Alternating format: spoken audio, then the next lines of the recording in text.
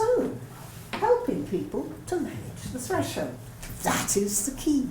It is that simple and that difficult. So many things in this field are simple but difficult. Because the people for whom, where the doorsill, where the two worlds of touch has opened up, where they have stepped into the whole, that is literally mind-blowing and very seductive. They might not want ever to come back. Why should they? If they're being told, well, actually, you've got paranoid schizophrenia, all your friends and neighbours will think you'll be going around with as a mad axeman, and you're never going to get a job. You know, those sorts of messages. Don't encourage people to come back from where they're supremely important, where the world is full of colour and light. Why should they? So, stop taking the medication, take a bit of cannabis, keep it going. But actually, the sensible way forward is to manage the threshold, to be able to have the courage to stand with a foot on both sides. And the first, actually getting an awareness that there is a threshold, that there are two ways of experiencing, and that for that individual, they have that sensitivity. And that the sensitivity is both a vulnerability, it's something that can trap them and that can, I think I said earlier that in this state you cannot conduct normal life in the sort of way that your friends, neighbours and your community psychiatric nurse would expect you to. But, so that's an important, but unless you're aware that that's what's happened to you, otherwise you just think that everybody else is wrong and you're right. The idea that there are what I call, when I'm working clinically, I call shared and unshared reality. They are both valid. That doesn't mean that your unshared reality, the reality beyond the threshold, is invalidated, but you do have to take into account that other people don't necessarily see it like that. And that could be a problem for you. And if you don't think it's a problem, well, okay, if you're under a section of the Mental Health Act and likely to be put on a community treatment order, maybe it's time to think again. So there's getting people to realise, but also to realise that openness, sensitivity, vulnerability, even if it comes through trauma and suffering, or maybe particularly because it comes through trauma and suffering, is a gift as well as a vulnerability. It is something, certainly, if reading again, going back to the mystical literature in the Middle Ages, those people were accorded huge respect because they were journeyers into that place, and indeed people who are sort of canonized now. So it is a place that people are in awe of.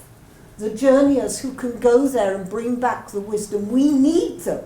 We need people of vision in this world that we're destroying through our narrow-mindedness, our greed and our narrow focus.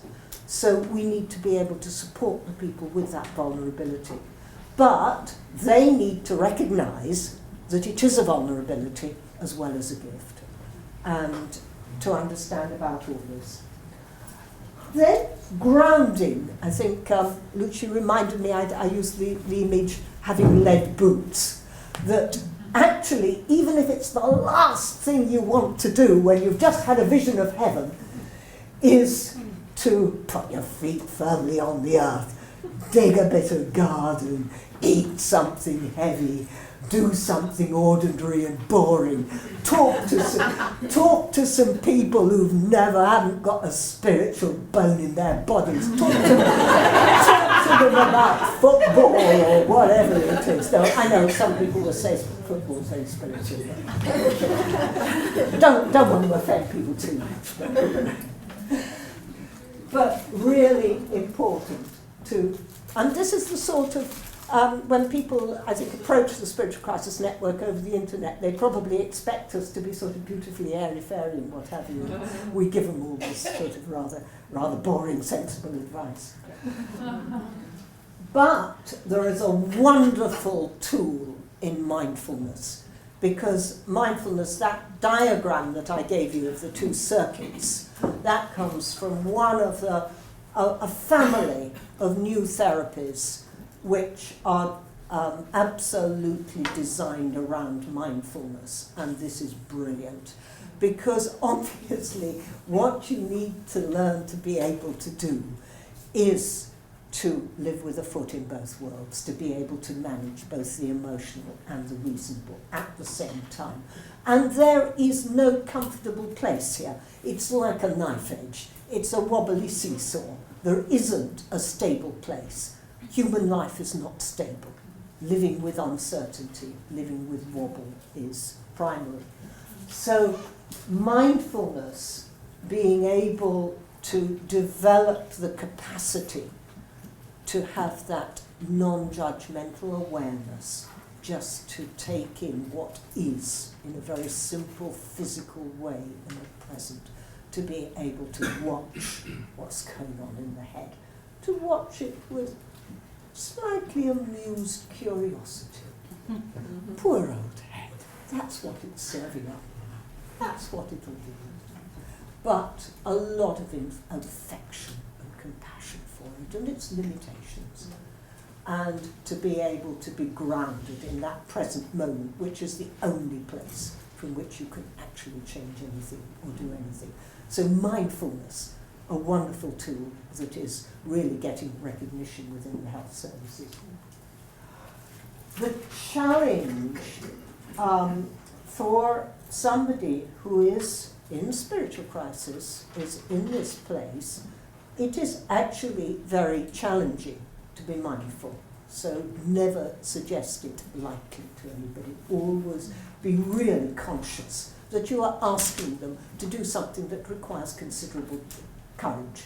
It requires considerable courage because you're either asking them to face up to something that is so terrifying, like dreadful voices or something, that they've always done a sort of flinch reaction and cut themselves off from it, or something, they're in that situation that I described earlier, where they've given up on the shared world because it's got nothing to offer them, and they're basking in the unshared world. And you've got to get them to recognise, actually, I am not God or whatever it is they think they are in the eyes of everybody else. I might be in one sense, but it's in a both-and sense.